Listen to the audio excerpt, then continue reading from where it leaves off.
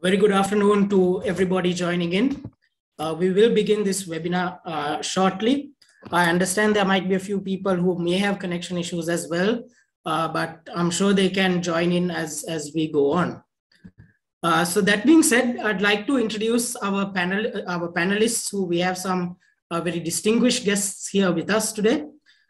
Firstly, I'd like to start with Professor Asoka Nugawela. Professor Asoka is an emeritus professor at the Wayamba University, where he has been for the past 10 years. He's an industry expert who has been in the plantation segment since 1980 with over 40 years of experience. He has served his tenure at the Rubber Research Institute, where he has done rubber R&D for over 30 years, and he's currently a director of Lalan Rubber.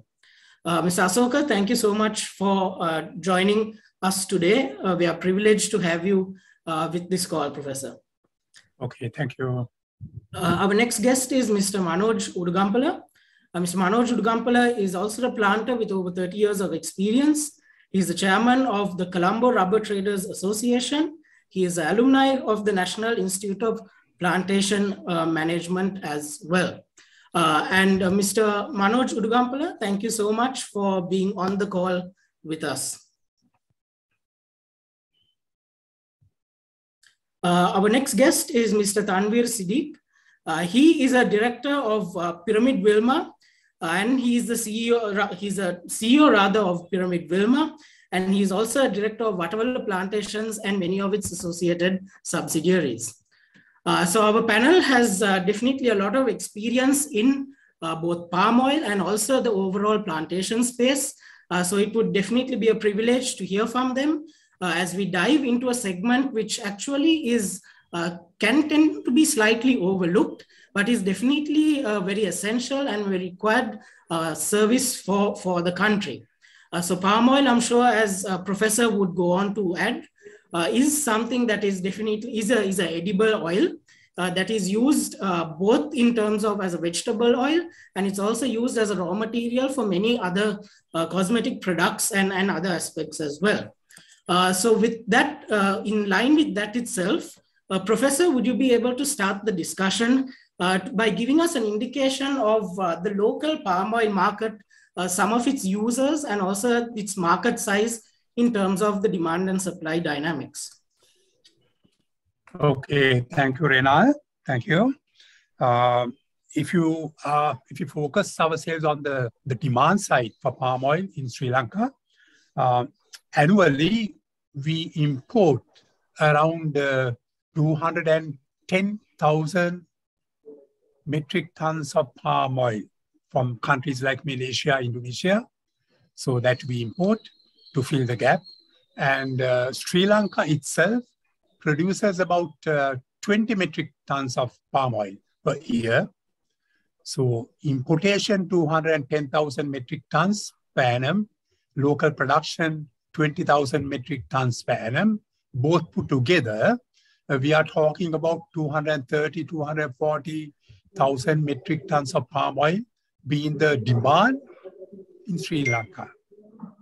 And as you introduce the subject, palm oil, it's a very versatile commodity. And if you go to any supermarket, around 50% of the products available for sale, there's some component of palm oil. And each and every one of us consume it a lot. The national average per capita consumption is about 10 kilograms of palm oil per annum. So that's roughly the demand side, 230 to 240,000 metric tons per annum. And the supply side, very weak. We are producing only about 20,000 metric tons per annum. Thank you, Professor. So also, I think in terms of the immediate next question would be in terms of why doesn't this supply increase? And going down those lines, I think one thing we have seen is that this is an industry that also has faced certain restrictions. And of course, now there are also discussions in place to lift some of these restrictions. Would you be able to give us an indication of how the industry views this and what the potential might be? Yeah, I mean, getting back to the background of palm oil industry in Sri Lanka, having identified the need for this industry in our country, way back in 2009, the then government granted permission to cultivate palm oil in Sri Lanka. That's way back in 2009. And they approved 25,000 hectares of palm oil to be cultivated. And not only that, they had the infrastructure ready for that. They appointed Coconut Research Institute to be the R&D organization, and the Ministry of Plantation Industry to monitor the activities of the industry. Then even in 2016, this government approval was further granted to cultivate palm oil. And that at that time, the restriction was 20,000 hectares in the country. And then the plantation sector, especially, so far the smallholder sector is not really involved in palm oil cultivation, except for a few. So the plantation sector was very happy, very keen in cultivating this crop. But with the increasing extent in the country, there was a lobby against cultivating of palm oil in the country. In the forefront was some of the environmentalists, and then there were certain religious leaders, politicians. They created propaganda saying that it's bad for the environment and it's bad for health. And listening to all these things, the government appointed a committee to look into these aspects, and the Central Environmental Authority was playing a leading role in that committee. And unfortunately, that the committee report recommended that palm oil cultivation in our country should be banned. And this happened initially in 2018, and subsequently, the present government in 2020, our current president gave a speech in the parliament saying that no more palm oil in our country. So that's the background side to it. But it's an industry that is really needed in the country. I think it's only in Sri Lanka that this industry is banned in the world. Thank you, Professor. I think that's a very interesting outlook in terms of the fact that Sri Lanka is probably the only country that has necessarily seen an issue with this as well. So I think along with this, down these lines, I would like to direct a question to Mr. Manoj Udugampala as well. And that is, again, there is this whole question as to whether the plantation of palm oils, rather palm oil plantations, can result in a decrease in the forest cover or maybe decrease the water content of a particular region or plantation. Being in this industry, is there something you would like to comment on this? Thank you, Renal, for the question. Very pertinent, and I think we should elaborate and keep our participants aware of the actual situation. My answer to your question is no. The cultivation of oil palm will not result in decreasing the extent of forest cover, because forest cover is a completely different subject altogether when it comes to plantation crop. If I can take you back to 1992, when government of Sri Lanka privatized the government-owned plantations, and in 1992, the government formed 22 regional plantation companies, and they were given these estates, 445 estates, on a long lease with a lease indenture. The indenture prescribes exactly how this land has to be used, right? So oil palm is, identified by the plantation companies as it replaced uneconomical rubber lands, old age rubber lands, probably some of the uneconomical tea lands and uncultivated lands. And the government of Sri Lanka had issued at that time some guidelines, the way the land has to be utilized. Accordingly, oil palm can only be cultivated as a crop diversification strategy, right? Not a single inch of forestry cover was touched by the plantation companies. After all, we have cultivated so far only 12,000 hectares of land, extent of oil palm in our plantation, which accounts less than 1.5% of the agricultural lands of Sri Lanka.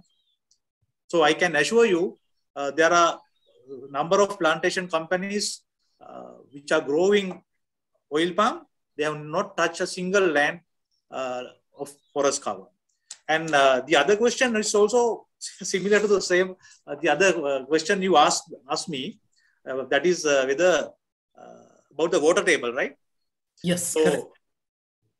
Once again, my answer is no. Oil palm does not lead to depletion of groundwater at all. Why I say is this: if as I can remember, oil palm was introduced to Sri Lanka in 1968, more than 53 years, 55 years back in Nakadinia Goal. Since then, in 2000 and if I can once again, it is year 2000.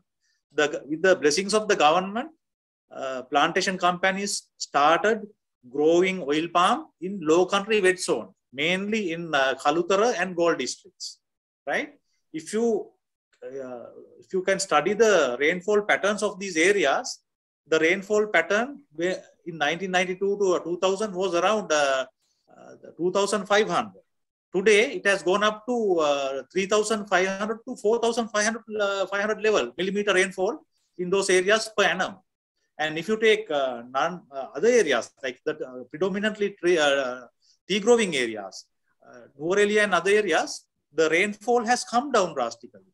So there is no relationship at all. I mean, this is the situation. So there is the oil palm does not lead to depletion of groundwater levels at all.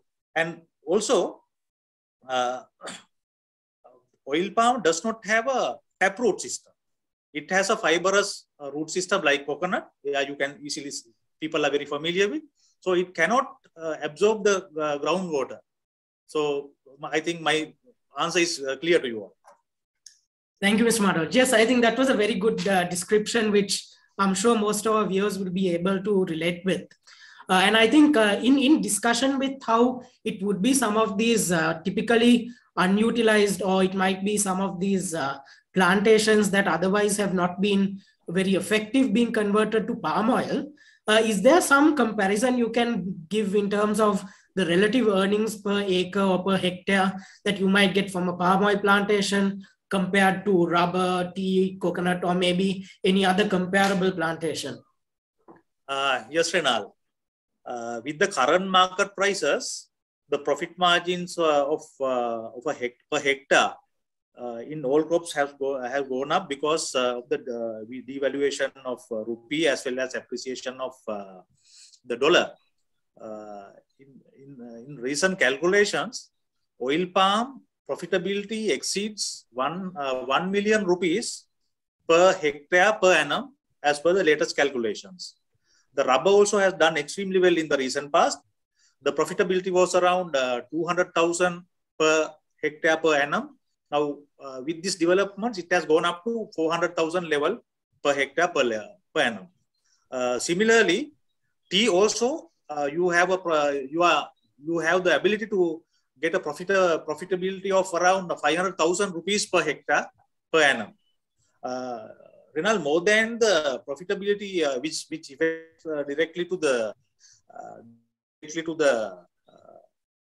plantation company. So the companies, the workers, plantation workers are very benefited with the oil palm cultivation.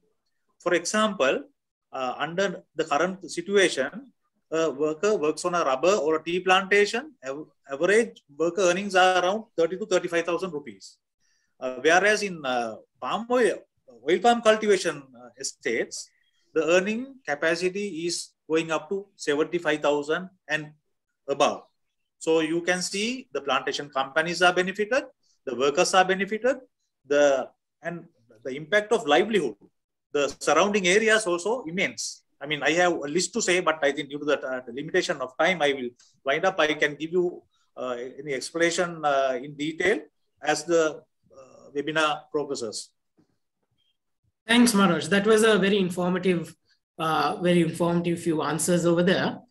So I think along with that, I'd like to actually move on to Mr. Tanvir. So Mr. Tanvir, if you would be able to give us an outlook in terms of how the pricing mechanism works for local palm oil. Is it possible also for companies to enter into long-term contracts? Is it short-term? Is it according to the production? How exactly does this work? Yeah, thank you, Ranal, for the question. See, the pricing mechanism, mostly the millers today are in a position only to sell to people who have refineries on the ground, because without processing this to be a refined product, only the application starts from there. So the pricing mechanism is based on the world market pricing with the rupee exchange rate and a portion of the duty, and we have some costing model which entails some other costs, and that's how the pricing mechanism is arrived at. In terms of whether long-term or short-term, it actually depends on how the mill wants to sell. If the mill wants to go for a long-term contract, we as refiners are open, because like Professor said, there is enough and more demand. Whatever we are not getting from the local mills, we have to import it by ourselves. So there are times where the millers go for a short-term contract. There are times where we have contracted 6 months ahead, 8 months ahead. So it depends on commercial position taking on world market and what pricing they want to achieve and things like that. So that's how the pricing mechanism works, sir. Right. So I think along those lines, would it be fair to understand that this moves pretty much in line or along with the world market prices? Yes, it does. It does. All right. Thanks, Mr. Anwar. So also now I think our previous panelists have also discussed in terms of the fact that there is a lot of potential for this industry to grow. And then also assuming that given these current forex constraints, other palm oil that is not produced here needs to be imported. Producing it locally means that we could technically save a component of forex that we might have to spend for palm oil imports. So given that there is this significant advantage in this market, what do you feel are a couple of the things significantly holding the industry back? And do you feel that a strong growth is quite possible in the next few years? See, I think the biggest challenge here is fiscal policy. What is the government policy when it comes to agriculture? Are we okay with a sustainable plan to grow palm oil? Because we are a deficit country, we are importing 95% of palm oil which is required for a country.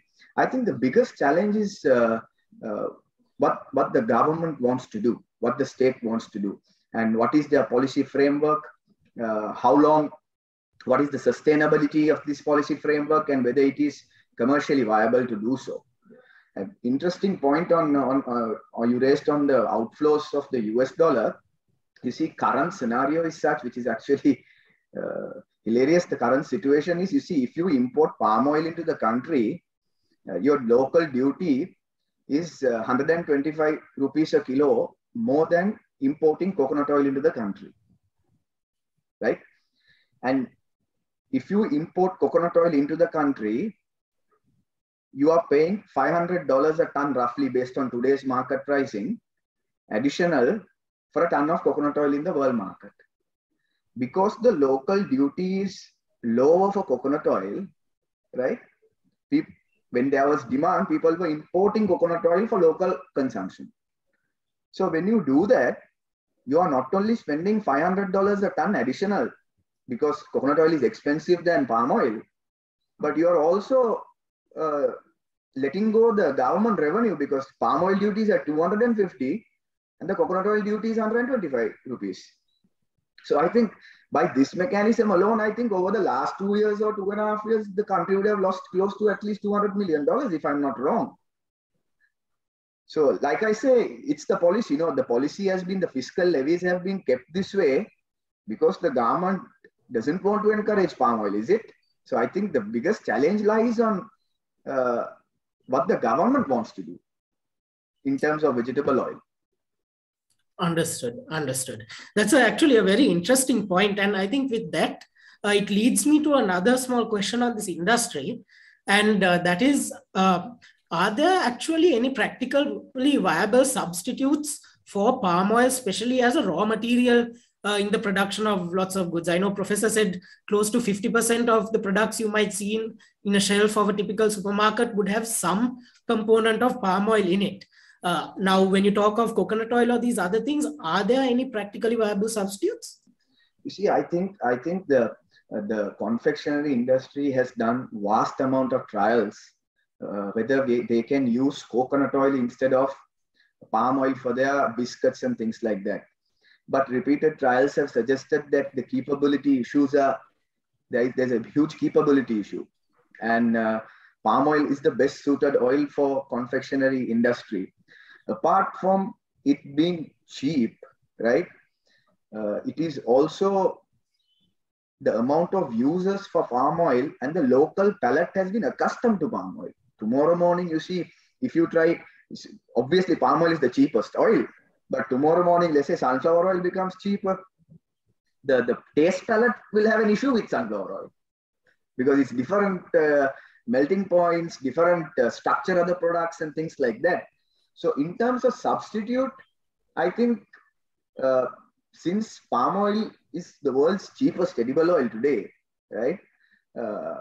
Unless, of course, we want to take a very firm stand saying, no, we are not going to consume palm oil, then you will have to consume something else. But I don't see any substitute in the current context which can serve the vast purpose of many industries as raw material today. Understood. Understood. Thank you for that. And actually, this probably leads me another question towards Professor. We're actually now moving a bit towards some of the global market factors as well. Professor, if you would mind answering, what exactly is the relationship also now we are looking at palm oil with other oils such as maybe even soybean oil or any other oils that are there in the market or these other commodities? What is the relationship that we see? Okay. Yeah, Rinal, now, as the previous speaker mentioned, palm oil is the cheapest vegetable oil in the world. And that is because if you take the productivity, like the production of oil per unit land area, if you compare with soya oil, palm oil is about 10 times more. So palm oil gets 4 metric tons of oil per hectare per year, whereas soya produces only about 0.3 to 0.4. And then coconut produces only 1. Because of this huge gap in productivity, palm oil is the cheapest. And then therefore, if you take the world market scenario, about 35% of the global vegetable oil is catered by palm oil. Next is soya, which is about 28%. And then sunflower oil, another 10%, likewise. So why palm oil is people seek more palm oil? Number one is the cost. And then the other thing, it's physical and the chemical properties. As mentioned previously, palm oil, as I said, it's very versatile. Its physical and the chemical properties are so that you can use it in a large range of products. It's colorless, it's tasteless, it's odorless. When you use it in the food industry, the impact of rancidness is lowest in palm oil. So therefore, palm oil is of huge demand. So there is no other oil that could compete with palm oil, basically. And that is one major reason for the world global lobby against palm oil. Now, soya, I am sure the audience know who produces soya oil, who produces sunflower oil, who produces rapeseed oil, and whereas palm oil is an Asian oil. So global competition to overcome the competition, they try various ways and means of doing it. So this thrashing palm oil on the basis of negative environmental impacts, that is one way of global marketing of their own produce, if I am to say so. And the other question you asked about from Manoj, now does palm oil destroy forest? Does palm oil destroy soil? Does palm oil destroy biodiversity? No, it's all fabricated, all fabricated. That is because actually for certain extent, like countries like Malaysia and Indonesia, they don't do it now, but at the inception of the industry, they used forest land for palm oil cultivation. Obviously, when you use forest land, you will lose biodiversity, you will destroy soil, and then water availability will also be affected. So that argument is true if we are chopping forest and planting palm oil. Now, why are the same arguments in Sri Lanka? I mean, no, it's no way that we are chopping forest and planting palm oil. So it's baseless. It's baseless. So coming back to your question, the impact of other vegetables, oils on palm oil market, hardly any, but there's an interesting development. As you all know, there's a war between Ukraine and Russia. And Ukraine and Russia put together, they produce 75% of the global sunflower oil. And their contribution for world production of vegetable oil is about 10%. So currently, there's a short supply of sunflower oil. And then there's a dent in the supply side. And for that, palm oil is being looked for. And therefore, the current the political scenario, geopolitical scenario, actually creates a demand for palm oil. No other oil will be able to bridge that gap because of their low productivity and as well as the buying capacity, the purchasing capacity of the customers. I hope I have answered your question. Yes, Professor. I think that was very insightful. I think basically what I understand is that I think when it comes to any industry, or probably this applies to any business for any corporate sector in general, there is a right way of doing things and there is a wrong way of doing things. Yeah, and if done correctly, I think what I understand is there is definitely no significant harmful impacts or any adverse impacts as how it would be if it's done in an unethical or a wrong manner. And whereas from what I understand in Sri Lanka, the way it is done is quite in a ethical, in a sustainable manner. And so therefore it is quite a viable alternative. And if I may just add to that, I think another thing I kind of grasped from this is also that palm oil is something that is here to stay. Am I right? Yeah, definitely. Thanks, Professor. So also just you mentioned about the Russia-Ukraine war. But another slight global trend we had seen is that from a period of close to 2012 to 2018, we've seen palm oil prices stay within a certain band. But however, post-COVID, we've seen an increase. Naturally, the Russia and Ukraine war kind of shot it up. But once again, we're seeing a slight decline before the war kind of spike. Is this just some volatility? Do we expect global prices to continue an upward trend? Would they potentially stabilize back to maybe the 2018-19 levels? What can we really expect from this?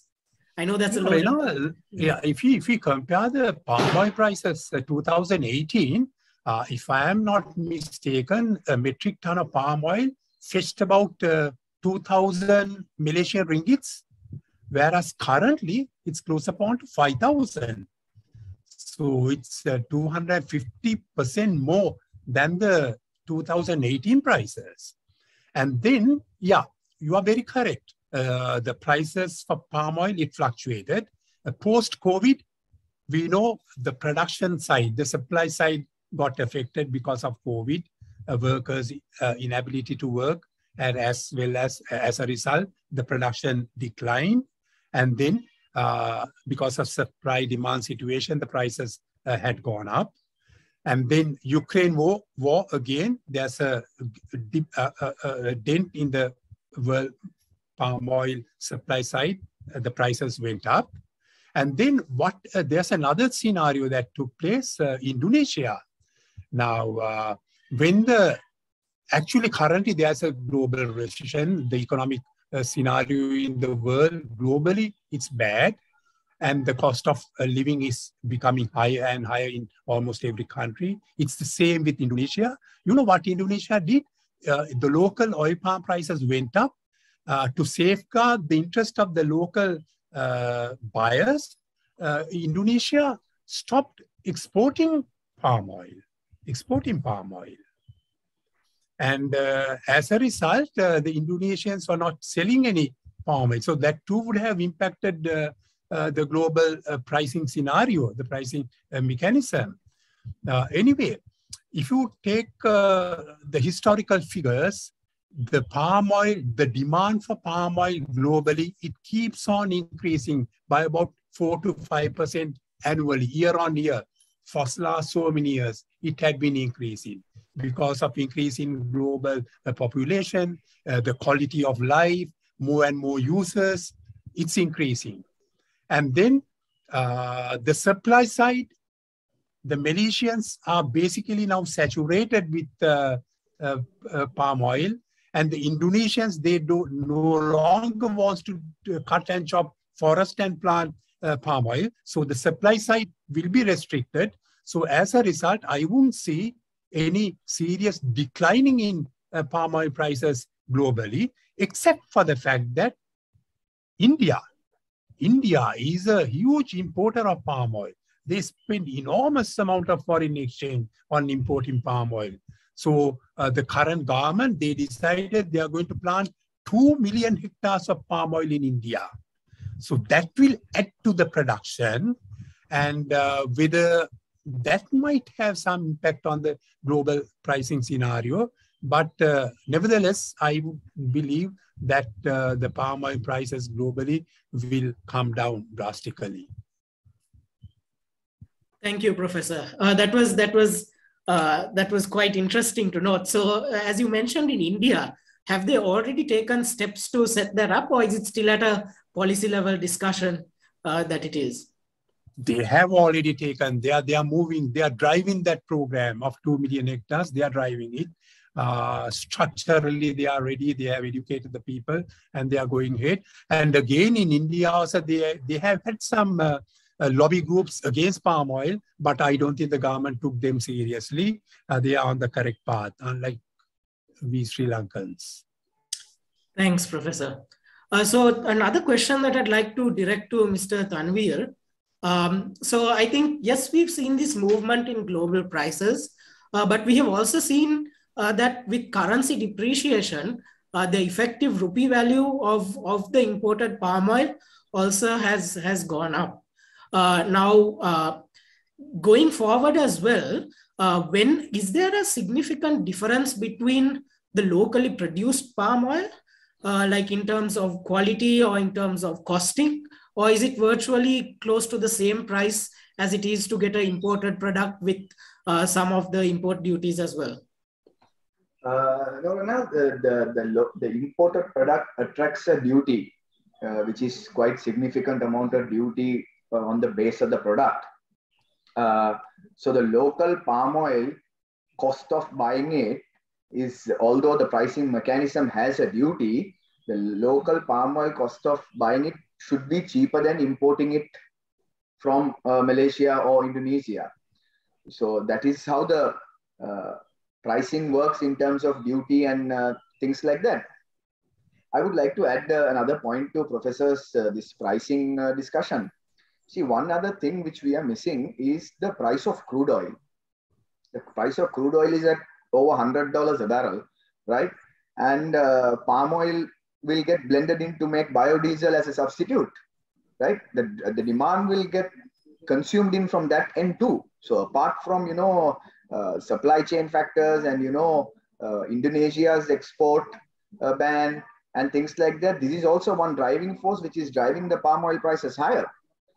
But on the flip side of it, I think we are all aware that the world is currently going through some sort of recession indicators, or, we are trying to see what is going on. So with that type of mindset, there could be some reduction in the prices as well, because everyone is speculating that the world demand will come down because of recession. But like Professor says, with regards to the application use of palm oil and, the growing demand for it, it will remain in some, I don't think we will go back to those $300, $400, $500 a ton levels, in my personal opinion. And India's gateway to planting also, it will take 4-5 years to coming and, to be of commercial saleable quantity. So that is what I think on the pricing side. Thanks, Mr. Tanvir. So I think that was a very interesting point with regard to biodiesel as well. And also, I think there has been this discussion that has come up a couple of times regarding the potential impact of a recession. Now, I can probably open this up to whoever would like to answer this, but my question is, if it comes to a recessionary point, which is kind of the direction it is heading now globally, would a lot of corporates also go for the slightly cheaper or the more value for money alternative, thereby maybe increasing demand for palm oil compared to some of the other oils? Is this something we could see? I think it depends on which part of the world you are and where palm oil or a bottle of oil is based on your hierarchy of needs. Because if you take Sri Lanka, with the disposable income, Renal, are you with me?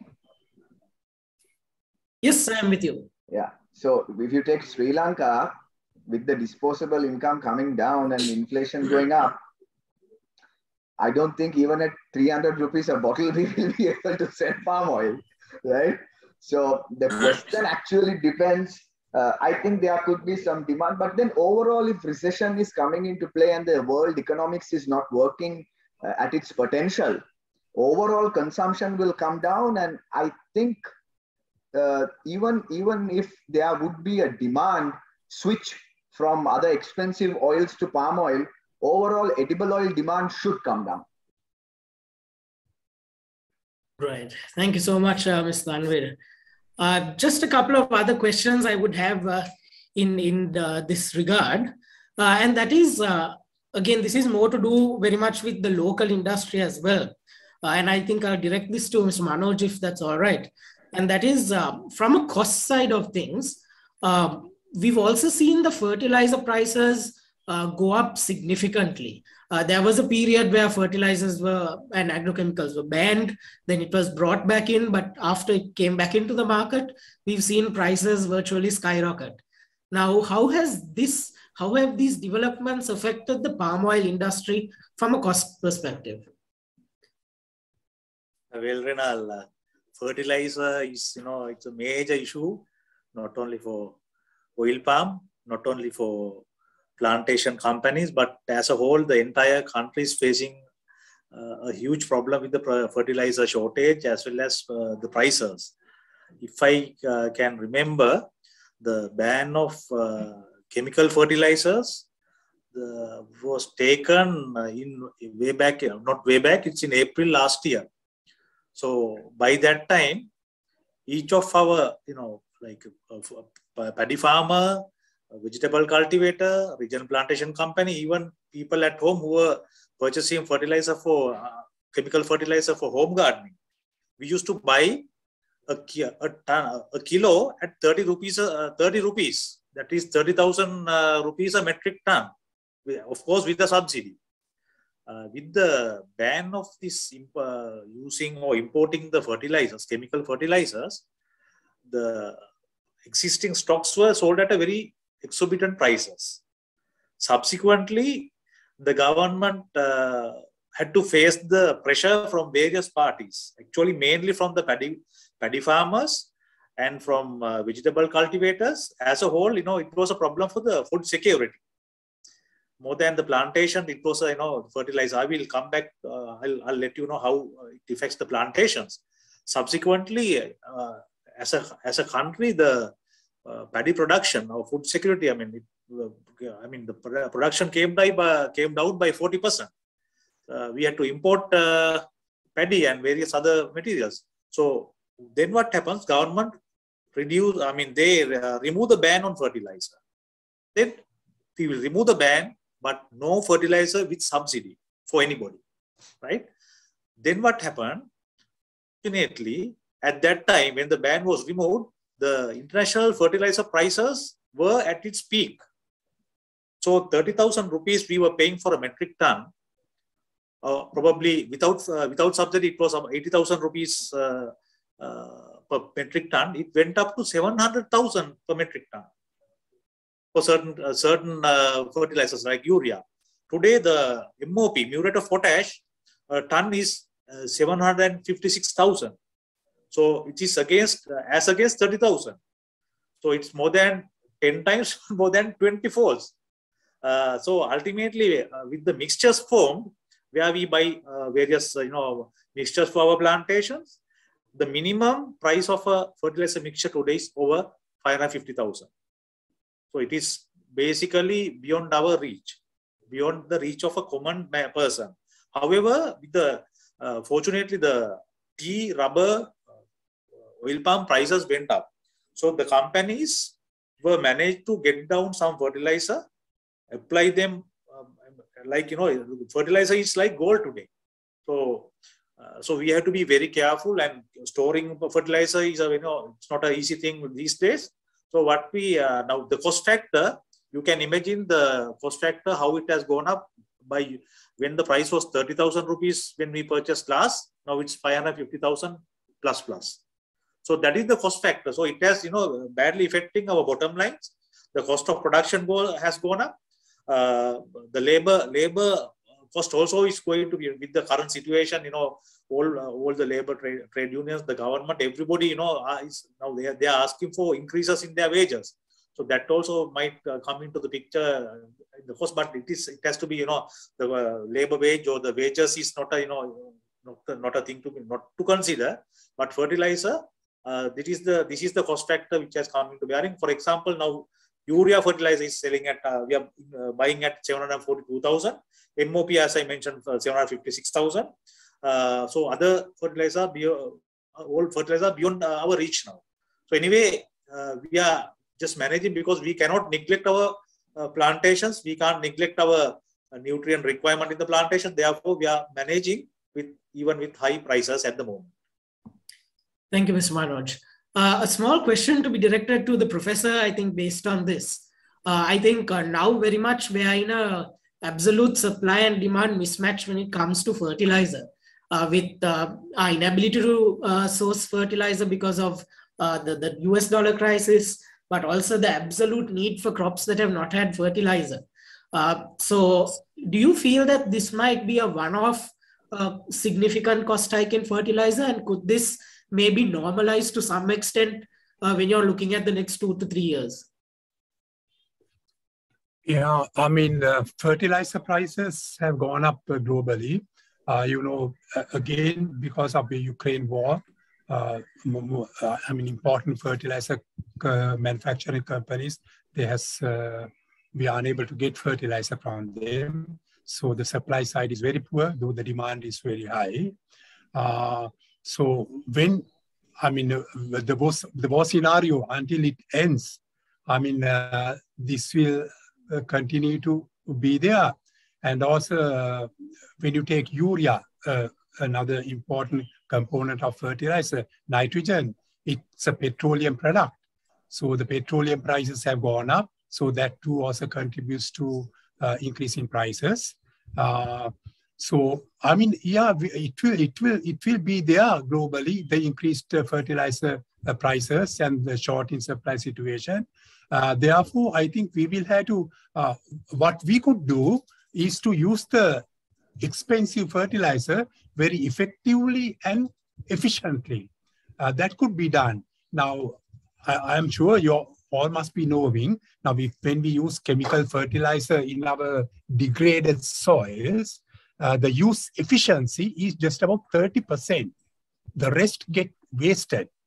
But if we improve our soil physical structure, physical and the chemical structure, we can do it by incorporating organic fertilizer to a certain extent, maybe 50% organic, 50% chemical. And thereby, we can reduce the amount of chemical fertilizer that we really need to use with the same impact. So fertilizer will be in short supply in the future as well. The prices will be high, exorbitant. So our reaction should be, we have to use fertilizer. Otherwise, our crop productivity will come down, the cost of production will go up, and the crops won't be economical. So efficient use of chemical fertilizer, go for organics, go for chemical, a hybrid model. I think that's where we should head to. Thank you, Professor. Also, just one final question to Mr. Tanvir. I think this was discussed by Mr. Manoj to a certain extent as well. This is with regard to the potential labor cost increases. Now, one thing I believe the professor highlighted also was that compared to some of the other plantations, the labor cost or the amount earned by a certain plant, an employee would be much higher, almost double. So in such an instance, would still there be a large push to increase their wages, or would they be relatively more settled than some of the other plantations? You are muted, Tanvir. As a plantation company, I think we are all guided by the collective wage agreement. And if the requirement of the wage board is to increase, and I think we should look at the pros and cons and find a way to increase it if possible, because we have to also bear in mind that given the current condition, the inflation and things like that, there is a big hit to the purchasing power of the laborers or whoever who are working at the fields. So I think we should be guided by the collective wage agreement and whatever comes from there, and then take it up with the relevant boards to see how they want to address it. Yeah. Thank you so much for your thoughts.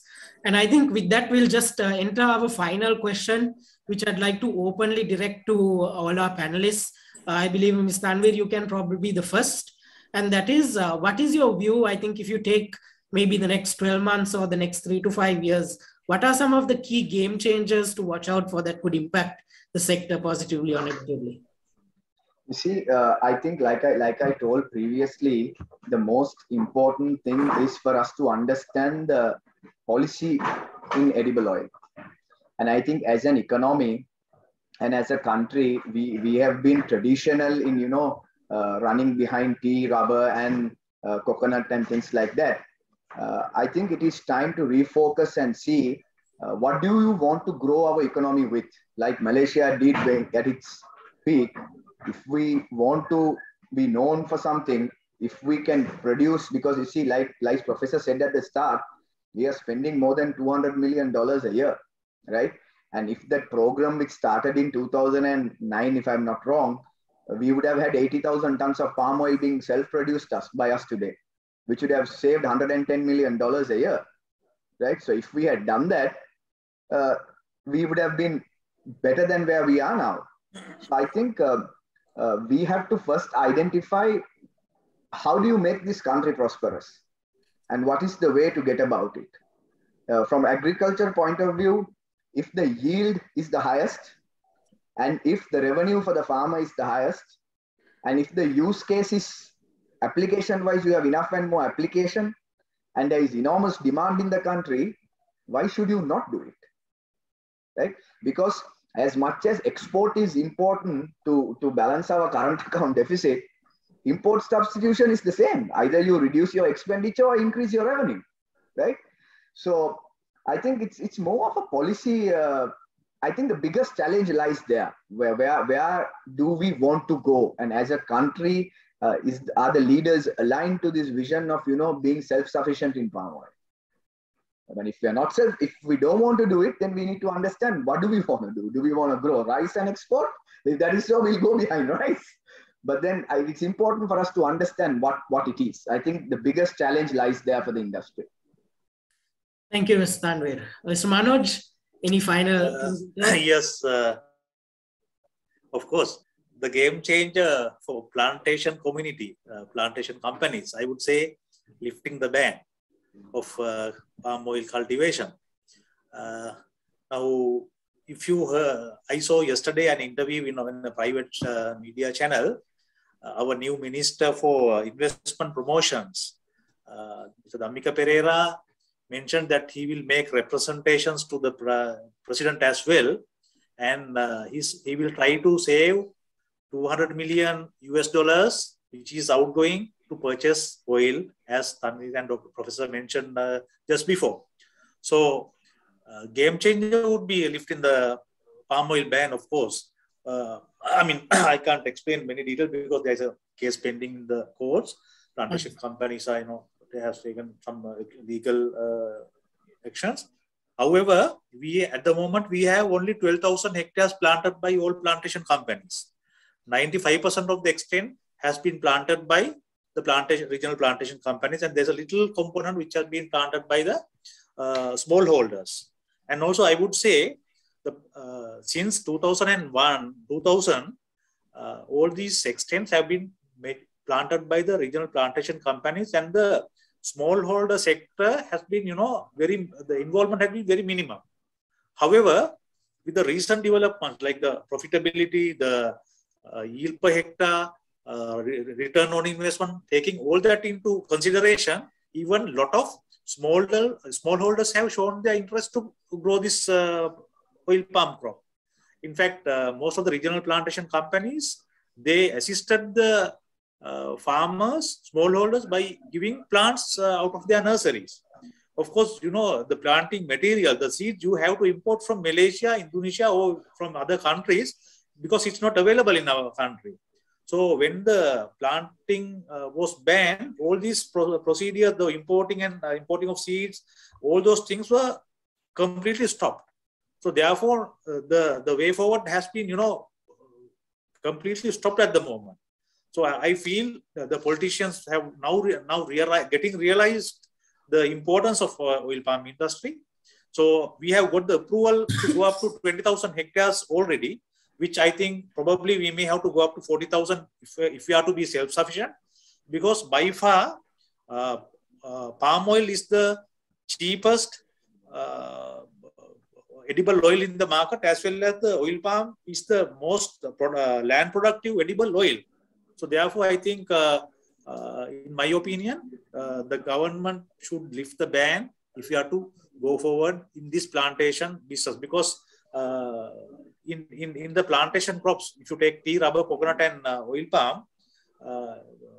palm companies are considered to be the blue chip companies among the plantation companies. So that tell you the story in this important crop. Thank you, Mr. Manoj. Before we move on to our final remarks by the professor, I just want to address a couple of questions that have come in the chat. One, I see Mr. Manoj has directly responded as well. Thank you for that. That question was with regard to how much of time does it take for a harvest? And he has replied saying it's 2.5 years after planting. There is also the question, I think this is just assuming the worst case scenario, which reads, assuming the ban on replanting continues, how long can the existing mature plantations keep producing it at the current yields? This is open to any of the panelists who would like to take it on. Can I come in, Rena? Yeah. No, most definitely. Okay. Like rubber, the economic lifespan of palm oil is about 30 years. After 30 years, the tree becomes very tall and the harvesting makes it uneconomical. So we are talking about a 30-year economic lifespan. So if replanting is not allowed, once the current plantations are 30 plus, that will be the end of the palm oil cultivations in our country. Thank you, Professor. And is there a statistic or rough idea as to what the average lifetime of the existing plantations are? Yeah. I think we have the entire, we have plantations they are nearing 30 years. And then we have plantations that have been replanted as well. They have finished their first economic lifespan and replanted as well. So maybe from 3-4 years to 30 years, that entire span we do have in our plantations. But a real age analysis has to be done. I am not very familiar with those statistics data. Understood. Renal, I can add to Professor Nugavela. Yes, please. Our commercial scale planting in regional plantation companies started in the year 2000. So extensive planting has been done initially in the years of 2000, 2001, 2003, going up to 2005. So those are now reaching, productive lifespan, and probably by 2030 we may have to start uprooting in any case, because as the professor mentioned, the trees are becoming taller and the crop, the yield started falling down. So that is the time. But with this context, unless the replanting or the planting ban is removed, we may have to continue with this existing plantations. Thank you, Manoj. And there is also a question which is a little more technical. I think we can direct it to Professor. There's a question stating, can you please let me know the papers done which I can find statistical data on the GFP gene in palm oil? Professor, anything you can enlighten us on? I'm not very sure on that. What's the gene? It is said to be the GFP gene. Of course, I think that's a highly technical question. Yeah. I'm not also very famous. Sorry about it. No worries, Professor. I absolutely put you on the spot. Yeah, definitely. But no, I think that sums up most of the main questions that have been asked as well. Yeah. And with that, Professor, just any closing remarks on the industry and your outlook? Yeah. I mean, the plantation industry in our country, it's in the hands of experienced plantation managers, those who have been involved in the industry for quite a long period of time, and they know what to do and what not to do. So we were talking about government policy. So as per the agreement with the plantation companies as with the government, they should be allowed to invest on lucrative projects. So oil palm is one of them. And then as the two previous speakers said, one major game changer should be to lift the ban on palm oil cultivation for us to see a future for this particular industry. And then also, as Manoj mentioned, most of our other plantation crops, you take tea, rubber, coconut, the smallholders are involved in it. And when the smallholders are involved in it, the government takes that thing more seriously. And whatever the problems faced by a particular industry, government will put more interest in solving that issue. So moving away from the plantation company scenario to the smallholder sector, the plantation, the oil palm industry, I think that too will be a useful change, what we should expect for the betterment of the industry. And also, if we take now for any industry to progress, R&D is very much needed. The business environment is becoming very competitive. It changes every now and then. So to meet those challenges, R&D is a must. But unfortunately for oil palm, there is no proper R&D institution. I think the government should support the industry by introducing a R&D facility as well. So those are the things which I could think of in order to take the palm oil industry in our country forward. And then it's a good industry for import substitution. We are talking about currently 250 million US dollars annum. So we could stop that drain of foreign exchange, and we could become a net exporter, earning more money and developing our country, coming out of this economic crisis we have. So, okay, so I think that's about all what I had to mention. Thank you, Renal. Thank you so much, Professor. I think all three of our panelists have done a really good job of giving us a good overview of the industry, both in terms of the local industry, the global industry, some of the movements with regard to pricing, the movements with regard to costs, and overall, even when it comes to regulation, or even as a product that can be substituted. I think a lot of these areas have been discussed in great detail. And I'd like to thank all the panelists for giving of their time and being here to discuss this with us. Professor Asoka, Mr. Tanvir, and Mr. Manoj, thank you once again on behalf of Softlogic. Okay, thank you very much. Thank you, Renal. Thank you, Professor. Thank you, Renal, and the rest of the team. Thank you so much. Thank you. Thank you.